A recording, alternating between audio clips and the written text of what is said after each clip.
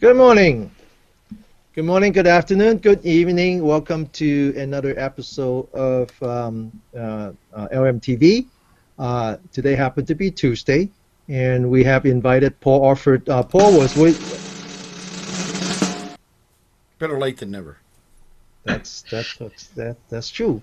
Um, so of course now that was Tim. You know about Tim, and good morning, good evening, Paul.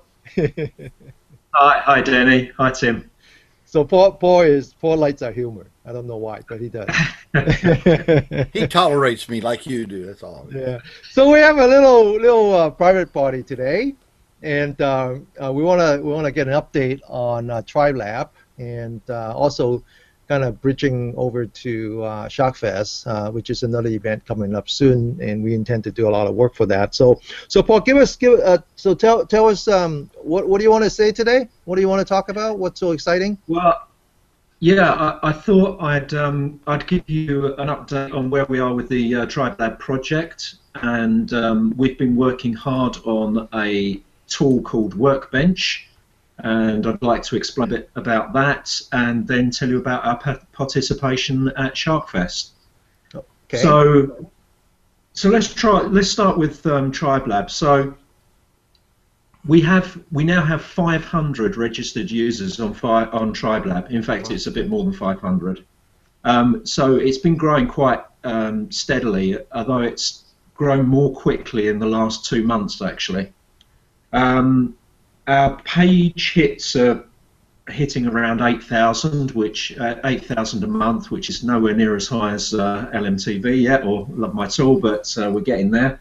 And what's really good is we get about 1,000 individual visits every month, and our bounce rate, which is the rate at which they just visit and then disappear off the site, is very low actually. So we seem to be engaging people when they're coming to the site.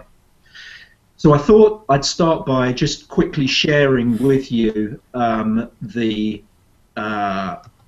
just have a quick look at the TribeLab site now. You know, one of the reasons for that, Paul, one of the reasons to have such a impressive low bounce rate is that you happen to have a website name that is difficult to mistaken for something else. Not unlike Love My Tool is. People come to our site and say, "Well, that's not what I'm looking for." No, that's quite true. Okay. We've been adding more and more resources into the TribeLab site. So hopefully you can see my my screen of the TribeLab site. Can you see that? Yes. Okay, good. Mm-hmm. So you can see here we're featuring TribeLab Workbench quite heavily here at the top of the list. I'll explain a bit more about Workbench. And then we have a whole bunch of tools, TribeLab Sonar, which is a marking tool, a plugin for Wireshark called Transum.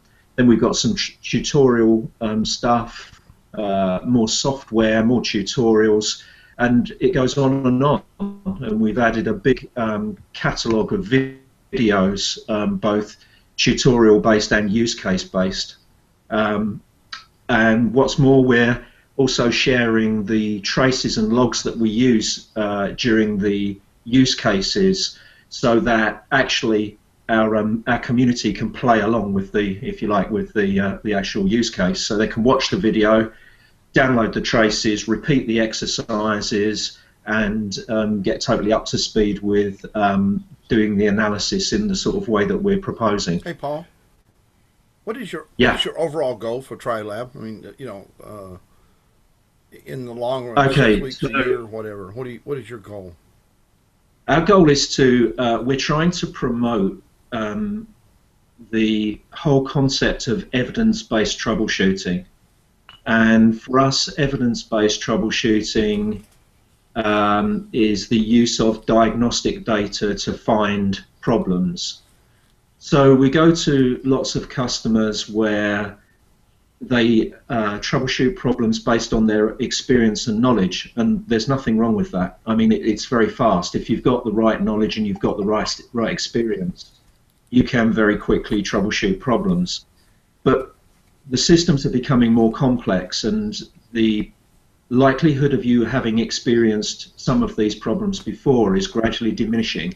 So we're trying to promote the whole idea of a systematic approach to troubleshooting. I think Paul's slogan is that life is too short for non-evidence-based troubleshooting.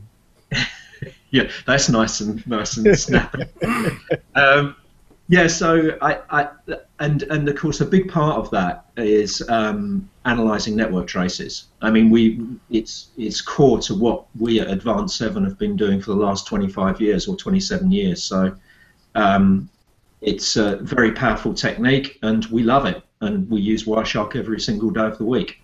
So we're totally bought into it, and I'll explain later about our participation at SharkFest, but you know, part of that is giving back to the Wireshark community, which is what we'd like to do. So I know we have some registered users on TribeLab who haven't been on the site for quite some time, and if you're watching in on this show and you haven't visited the TribeLab site for a while, you really want to get back there, because it's been changed quite radically. I doubt you even. And Paul, you now own the TribeLab.com URL, right? We do. That's good. That's good. Yeah. So, yeah, TribeLab.com. Just go straight there. You go straight to us. Okay. So that's where we are with the whole TribeLab thing. It's going. I'm really pleased with the way it's going, actually, and we've got some really enthusiastic participants, and they're often on the site posting stuff about faults they found with the documentation and stuff like that, which we welcome. It's good stuff. It's all good feedback. So let me just stop my screen share. Okay, so that's the whole TribeLab thing. Now, one of the things that we started to do under the TribeLab umbrella is develop this software called Workbench. It was originally called TraceMatcher, but we actually wanted to build a Wireshark, not just a Wireshark enhancement product, actually. We wanted to build a product which would help you quickly manage and analyze diagnostic data of all sorts. But we decided to start with network trace data, and we've put a significant amount of effort into this thing, and really it's become quite a powerful tool. So I did showcase this way back on LMTV, but I thought I'd just show you where we're up to now with the sorts of things that we can do. So I'll go back into my screen share. So this is what Workbench looks like now. We've got lots of different capabilities. So we can deduplicate network trace data. We can filter entire directories of trace data. So for example, we could take a directory with 500 network trace in it and just pick out one session out of that whole 500 and just filter it with just one click of a button. Now, to do that manually, even with the command line version of Wireshark, is very tedious and very prone to error. So we've made this very simple in the way that you can do this, and it's fast and efficient. We've also added another filter capability. It's grayed out here because I haven't done something in this bit here, but we've got another quite powerful filter mechanism that's very easy to use. You can select time ranges just using a slider. It's got some really great features. You can merge trace files, but perhaps my two favorite features are markers, and this is where we've placed markers into these two trace files, and the markers appear within this tool. So you can generate a marker and send it into the trace file while you're capturing, and then you can come to this tool, load it up, and it'll find the trace markers straight away.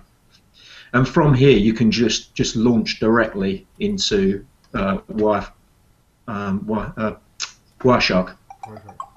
So it launches straight into Wireshark, and it launches even into the correct place in Wireshark. So it's gone straight to the point where the marker is located. So this it speeds up analysis considerably. I mean, this is a real efficiency gain. We've certainly found it that way. And the other thing that we're able to do now is we can match traffic as it traverses a network. So I can match traffic from 2 different capture points. In fact, I can match traffic from 10 different capture points, and I can run a match, and it'll match all the traffic up. And so I can go into one trace and look at a packet, and I can go into another trace and find the matching packet in the other trace. So again, you can do this manually, but it takes an awful long time. So again, this is all about cutting down the time needed to actually do this work. This match is taking a while because this actual second file has got an awful lot of packets in it, actually. Well, this is great for when you're doing repeat monitoring. Yeah, you could use it for discovery. Yeah, definitely. Also, we're looking at, you know, we use it for troubleshooting performance and stability problems, but of course there's also a security angle here at looking at malicious traffic as it crosses the network and as it passes through network address translation and other types of you know, transformations that give you problems finding the traffic. So again, this one we can go straight to the marker in a trace, and you'll see here this is the marker in red, and what we're seeing here is I'm sorry, you're probably not seeing this too well, are you? So you can see that it's found the packet 21162 in capture point 1, which is in this trace file, and it's found the matching packet at packet 62887 in the other trace. So that's quite neat. And from there, we've also gone on to do this thing which I did mention before to you guys, but it's something called synchro. This is going to be quite difficult to show you on a screen share, but I'll just demo it very quickly. Now, Paul, this would be used in a situation where I'm running regular tests and I'm looking for repeated situations. That would be a good way to put it? Yeah, that could be one way you could use it. We use it to find intermittent problems, but you could use it for that purpose as well. The beauty of this, what this is doing, and this is why it's quite difficult to show this, is I've just directly launched 2 copies of Wireshark from Workbench, and it's launched into the correct position. So if you look, they both the trace files show the markers. Oh. So here's the marker in one of the trace files, and here's the marker in the other trace file. Now that's okay, that's neat enough, but the best bit is that if I move around within the trace files, actually the 2 trace files stay totally in step. Oh, wow. Where they can find matching packets through through Workbench. They're actually matching up and moving through the matching packets. So one trace is tracking the other trace. Now, if you do this manually, it's such a pain in the neck, because you go to one point in one of the traces, then you've got to go and find where it is in the other trace, and then you go back to the first trace, and here we're just doing it automatically, straight through Workbench. So that's something we'll be showing off at SharkFest, which I guess we should get on and talk about. So it's a bit of a whirlwind demo, but you know, this has come a long way from the first version I showed you way back. And Paul, what was the original name of this tool? We called it Trace Matcher because it matches traces. Right. As you can see, that's what it's done in this example here. It's matched up 2 traces, but it's not. It never was intended to be a single function tool. we're going to take this much further. It's going to integrate many different tools, including, I hope, commercial tools. So you'll be able to flip in and out of Wireshark and say even maybe, I don't want to pre-announce anything because I haven't got any agreement, but I see it as going from Wireshark to Riverbed's Pilot, or Packet Analyzer as it's called now, to Microsoft's Message Analyzer, into Jasper Bongert's Trace Wrangler. You know, it's going to be an integration tool that enables you to seamlessly move between different data types. That's what we want to use it for. That's awesome. And it's all about, the thing is that as time goes on, there's going to be more and more encryption and obfuscation of data on the network, and we need to enrich the network data with other data types. So that's what we intend to do with this, is to pull in other types of data and correlate it. It's really what, I guess it's what Splunk is doing for MI, if you're into Splunk. Did I stop that? I did. Okay. Yeah, what Splunk is to MI, we hope we are going to be to diagnostic data. Yeah, Now, we'll get bombarded with stuff from Splunk fans who say you can do that with Splunk anyway.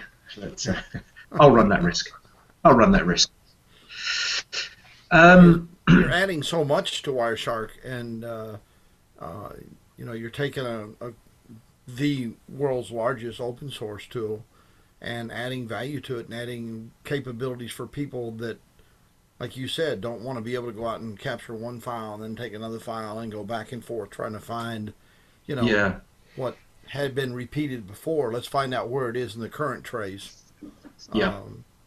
Well, that example I just showed you, that I'm going to run through it as a use case at SharkFest, which I'll explain in a second.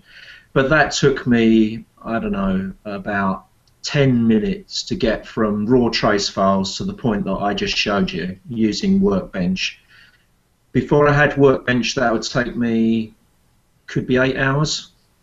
You know, it's just totally different game.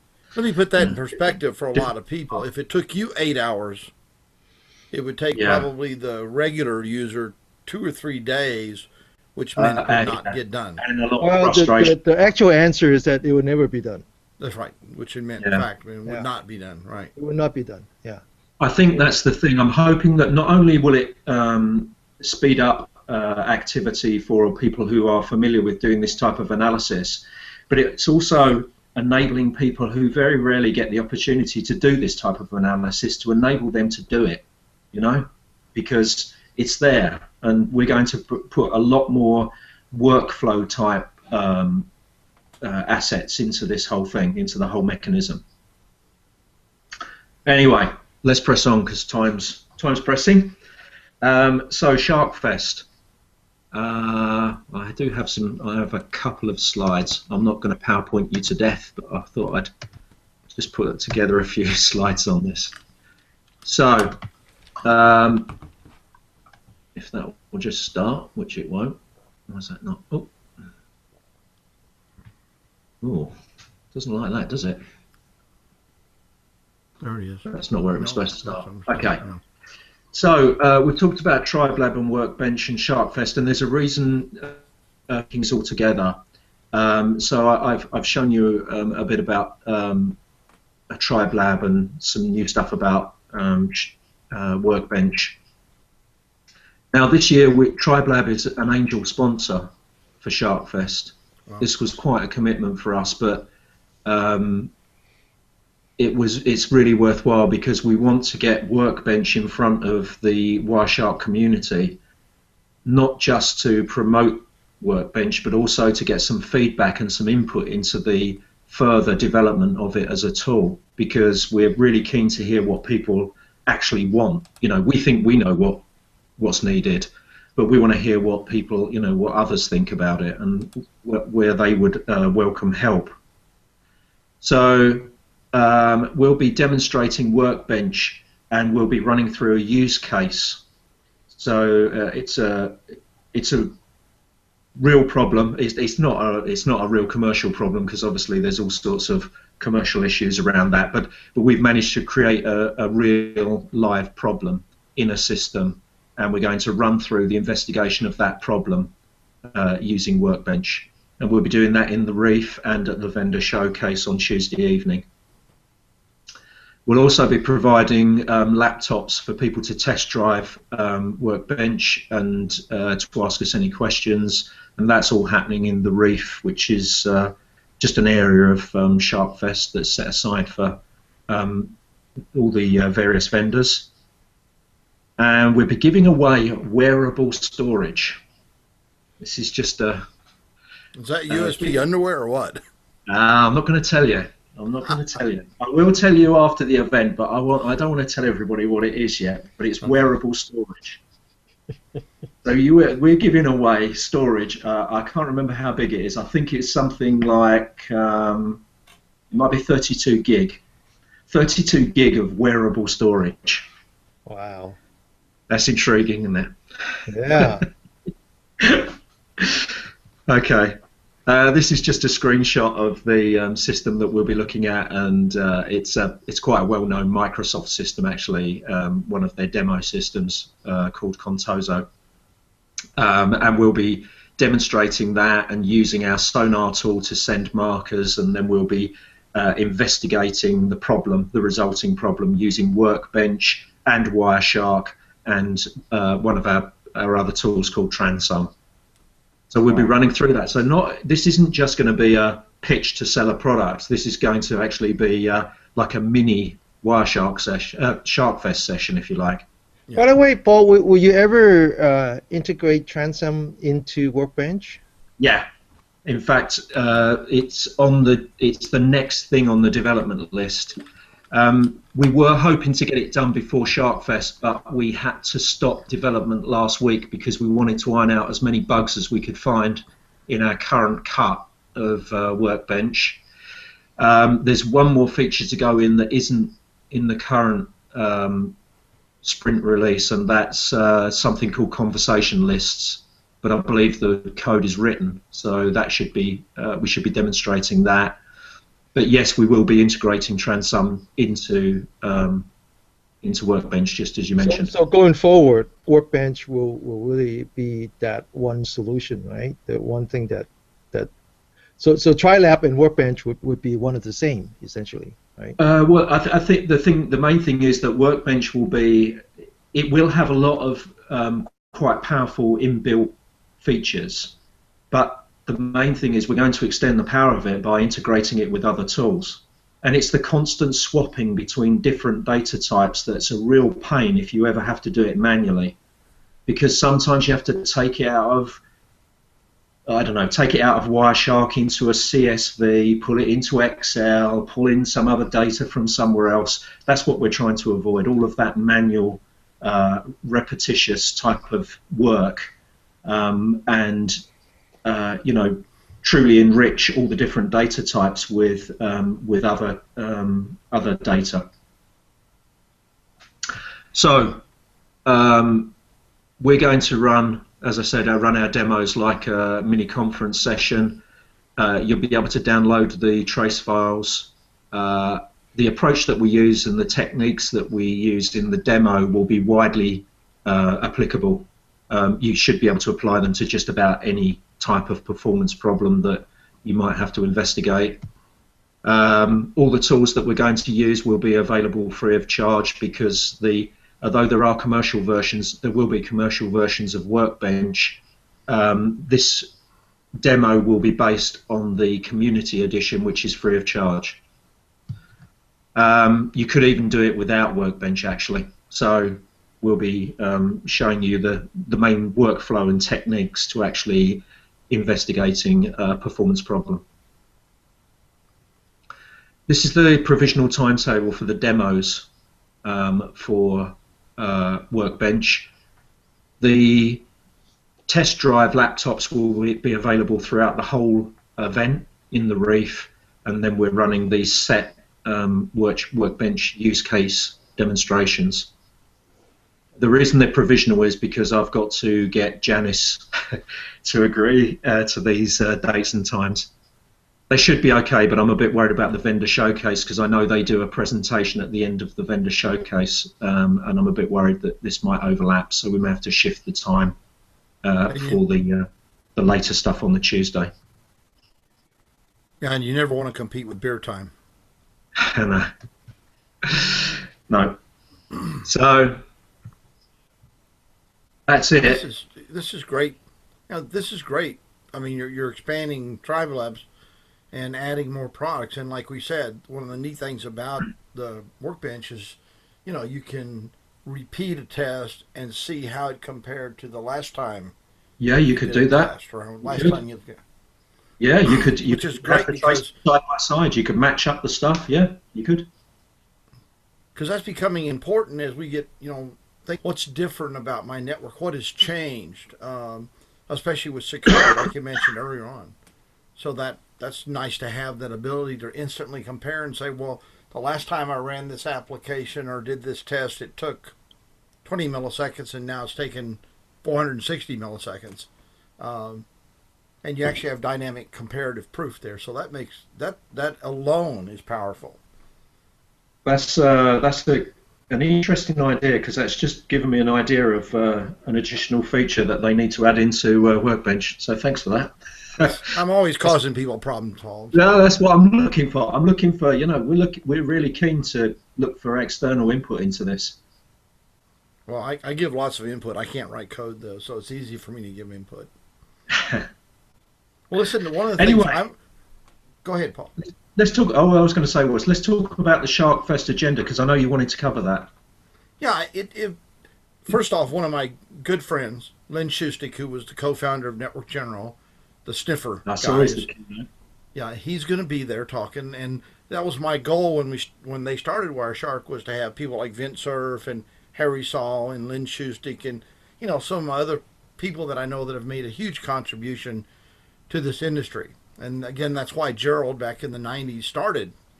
He said the old adage is my university only has one pencil or one piece of chalk and I have to share it. Well, that was his sniffer. And that's why he started Ethereal, which is now Wireshark and has evolved into probably the finest overall analyzer available for security and network analysis monitoring. And with people like you continuing to build these extra cool pieces, really helped. Hey, Paul, I wanna ask you a question about the software development that you do at TribeLab. Now, by no means are you guys open source, right? So this is still kind of internal to your organization, isn't it? It is. There is some open source stuff. So Transum is open source, and also to synchronize the trace files in the way that I showed you just now, we've had to write another plugin for Wireshark, and because of the licensing agreement on Wireshark, that will have to be open source. So we will be making that available. In fact, the only reason we did initially make it available, we withdrew. The only reason we withdrew it was because there's a change coming up in Wireshark that we will be using, and that's a change that I wrote. I wrote an additional function in Wireshark that I think is in the next release, and we want to leverage off of that. So once that's in, we'll be showing off the source and what we're doing on that. Mm-hmm. Commercially, because I know you're going to ask, you're bound to ask me this. Actually, I figure if I don't ask, you will answer it anyway. No. You were playing games here. There will be a commercial edition of Workbench. In fact, let me show you quickly. We're going to have 3 editions of Workbench. Let me just see if I can flick round to find the correct thing. So 3 editions of Workbench. There's a community edition, professional edition, and ultimate edition. the functionality is the same across all of the editions, actually. We were very keen to make sure that community edition users got full access to all the functionality. The difference is in the capacity. So there'll be limited capacity on the community edition, but it would be enough to satisfy, say, occasional users and students and anybody who wants to actually just try the software. But the professional and ultimate edition, we think will probably meet the needs of just about everyone, and ultimate is just a very high capacity version with some additional support options as well. Wow. So that's how we're commercializing the product. Obviously, we're going to have to get some revenue from this eventually, because we've already invested a lot of money in this. Commercial imperative is we've got to make it pay somehow. So, well, I'd like to spend a moment, if it's acceptable to you two guys, and just talk a minute about the agenda at SharkFest real quick. Yeah, okay. Go for it. Sure. Well, of course, I talked a minute ago about Lynn Schustic, who's a great friend of the industry, chairman of the board of the Computer History Museum, one of the founders of Network General, the Sniffer, which is the baseline for all forward-going technologies and diagnostics in our networks today. We're going to have Jasper, who's a great Wireshark supporter, been around a long time. He's going to be speaking. We got, of course, Hansan Bey always speaks. He's great. This year they're going to have Jeff Carell, who's going to be doing the IPv6 stuff. I call it future wear, but everybody calls it IPv6. Got Betty Du Bois, got Chris Greer, one of our writers. Of course, Paul is going to be there. Garland Technology is going to be there. A lot of great companies. And one person asked me last week, he said, well, what am I going to learn if I'm not really a Wireshark, user? I said, well, you're going to learn a lot about other technologies and other things. It's not just about using Wireshark. That's the core, but it's also about learning about other technologies, and certainly IPv6 is the future technologies. SDN, which Jeff will also cover. We got so many people. Saki Block will be there. Graham Bolts from Europe will be there, from UK. Don't hold that against him. He's not a bad guy. He can outdrink most anybody there. Just kind of an overview. It's going to be a great 4-day event when you get right down to it. If you're a developer, someone that wants to get involved in developing, the developer conference will be going on too, on and off during that time. And I don't think I've only been to Wireshark once that health is permitted, and I found the guys working late at night, working together. Blunt will be there, another great guy. It's just going to be a community of great people, and I think that's what Wireshark always meant to be, is a group of like-minded people that want to take technology to the next limit. We got people like Paul, who's certainly a leader in the industry, and a lot of other people will be there. So it'll be a great event if you're going to go.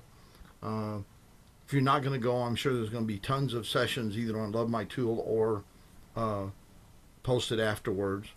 But if you have questions, send them to Paul or me, and we'll make sure that they get to the right people. And of course, I'm hoping I can get Gerald on here for one day before SharkFest. But I think Denny leaves tomorrow, don't you, Denny? Yeah, I leave tomorrow. Yeah, I'm already gone. Oh, okay. This is just a recording. Right. Hey Tim, some of the feedback that we got from this year's Interop is that it's getting less and less of a technology forum, and so Wireshark is really the only one left then, right? Well, no, we have all kinds of industry shows. Cisco Live. We have, but I think it's like digging for a nut in your front yard. If you're a squirrel, if you go to Interop, there are technical meetings and places you can go and meet technical people and do a conversation. But the main floor during Interop is about people talking to people and more of a sales marketing kind of attitude. But there is a lot of technology there if you go and look for it. Mike Pinocchi did a lot of training there this year, as he has done for like the last 18 or 19 years. So there's a lot of technology there. You just got to look for it. But Wireshark is the only show that I know of that just focuses on the diagnostics analysis aspects using that hundreds of millions of downloaded Wireshark, which has grown from a nice packet viewer to a true analyzer. And with technology like Paul's putting together and other people adding to Wireshark, and last week we talked with the guys about Capstar tracing, and so I mean, there's other companies are beginning to add to it. But the real nice thing about Paul's group, the TribeLab group, is they all are diagnosticians. You know, they're not lab people. They're people that go out every day and dig, grab their shovel and dig deep into networks, trying to find problems or resolve issues or even define that there is or is not a problem. And I just recently put in for some consideration for some awards for Wireshark, and I've got some pretty nice sized people out there that are helping me. Not big people, smart people that have been in the industry a long time, and that's how good I think Wireshark is, and I think Paul will concur. It's a fundamental tool. I mean, if you go into go ahead. No, all I was going to say, I agree. I mean, I think I said before that we use the thing. We are using it every single day. I mean, in our office, there'll be someone looking through trace data with Wireshark. But I think also the SharkFest event is very professionally run. I think Janice does an outstanding job, and it's if there are problems, she somehow glosses over them because you don't see anything. I mean, it just seems to run like clockwork. Yeah, she's Mama Shark. She's Mama Shark. Yeah. Yeah. And so Paul, in case for those out there who hasn't heard of TribeLab and want to know more about what you do, how did they find you? TribeLab.com. That's TRIBE lab.com. And now they actually have they can actually get some of the resources without signing up, or they actually have to sign up first. Look at all the videos. You can read a lot of the. You can certainly look at some of the papers. You can find out about the software without signing up. You don't have to sign up to get any of that stuff. We do ask you to, I mean, obviously we're keen to build a community, so we try and encourage you to sign up, and some of the really good stuff you do need to sign up for, but if I always say to the community, if you're bothered about your security or being spammed, we don't spam people. We promise that we won't do it. And if you're particularly worried, just get yourself a Hotmail or Google Mail account or something and just use that. Yeah. I think that's for their protection anyway, because if everyone in the communities has identity, you tend to run a better community. Yeah. No, I think it's great, and I'm really pleased with the way it's going. We've got a lot of enthusiastic people on there, so long may it continue. I should actually, there was one thing I didn't mention when I was talking about SharkFest. I should mention my colleague Matthew York, who's doing a presentation on marking techniques. So just a big shout out for Matthew and his session. But I think it'll be popular because it's a really good session. Very cool, very cool. Okay, so how about we close the show? It's actually way past 30 minutes now. Absolutely. Thank you, Paul. Thank you, Danny. Have a good break. Yeah. I look forward to it. Have a great show, Paul. Thanks very much. Okay, so with that, we sign off, and we'll see you at SharkFest, which will happen in about 2.5 weeks. Starts on the 13th, right, Paul? Yep, 2 weeks today. And so you can still sign up for that. It's sharkfest.com. So take care. Bye-bye. Thanks, Paul. Thanks, Tim.